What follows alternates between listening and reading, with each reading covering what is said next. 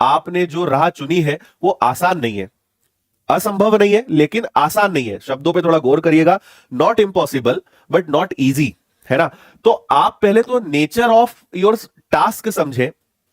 अधिकतर बच्चे, मैंने पहले भी कई सारे सेशंस में कहा है, कई सारी क्लासेस में कहा है, अधिकतर बच्चे जब बैंकिंग की प्रिपरेशन शुरू करते हैं तो वो बैंकिंग को शुद्ध हिंदी में कहूं तो हलवा समझते हैं, है ना, वेरी इजी। वो समझते हैं कि सर हम अगर एक महीना भी पढ़ लेंगे ना, आपको पता नहीं सर हम कितने टैलेंटेड हैं, हम एग्जाम को एकदम फोड़ कर आ जाएंगे।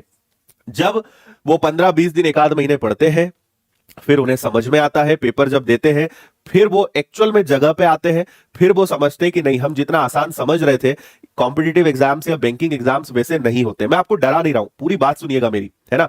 तो बैंकिंग एग्जाम्स में अधिकतर सिलेक्शन नहीं होने का सबसे बड़ा कारण होता है कि कई बच्चे इसको एंड तक समझ ही नहीं पाते हैं कि बैंकिंग एग्जाम्स का लेवल क्या है और हमारा लेवल क्या है।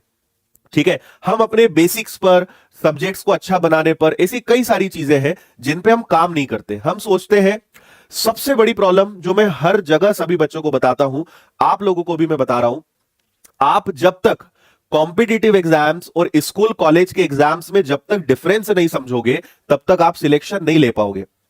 आप में से लगभग 90% लोग बैंकिंग एग्जाम्स की प्रिपरेशन जरूर कर रहे हैं, लेकिन आपका तरीका आज भी वही है जैसा आप स्कूल कॉलेज में पढ़ते थे।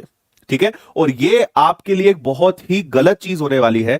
इससे आपको बहुत ही भयंकर बुरे रिजल्ट मिलेंगे, है ना, क्योंकि हम प्रिपरेशन कर रहे हैं बैंकिंग एग्जाम्स की, लेकिन तरीका कौन सा लगा रहे हैं, जो स्कूल कॉलेज में पढ़ते थे। रिजल्ट जीरो मिलेगा आपको।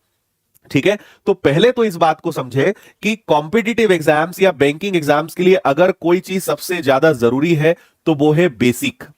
हम बेसिक वाइज, कंसेप्ट वाइज अपने आप को बहुत ज्यादा स्ट्रांग नहीं करते हैं, और ये एक बहुत बड़ा रीजन होता है कि हम एक दो पेपर देने के बाद समझ पाते हैं कि पेपर होता क्या है ना। मैंने आपको पहले भी कई सारे सेशन में कहा है कि अगर आप बातें मेरी मान लोगे, डे वन से, कोई भी बैच हो, डे वन से मैं आपको सारी चीजें, एक एक छोटी छोटी बात बताता हूं कि आपको अभी शुरुआत में ये करना है, उसके बाद फिर आपको ये करना है, फिर 15-20 दिन, एक महीने बाद आपको ये करना है।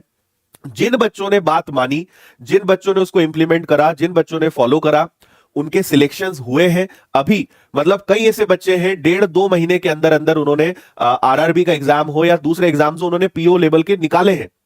कई ऐसे बच्चे हैं जो नहीं निकाल पाए, कई रीजंस हो सकते हैं, लेकिन अगर आप एक्सपीरियंस का फायदा उठाओगे, जो टिप्स और टेक्निक्स आपको बताते हैं, अगर उसका फायदा उठाओगे तो आपको रिजल्ट मिलेगा।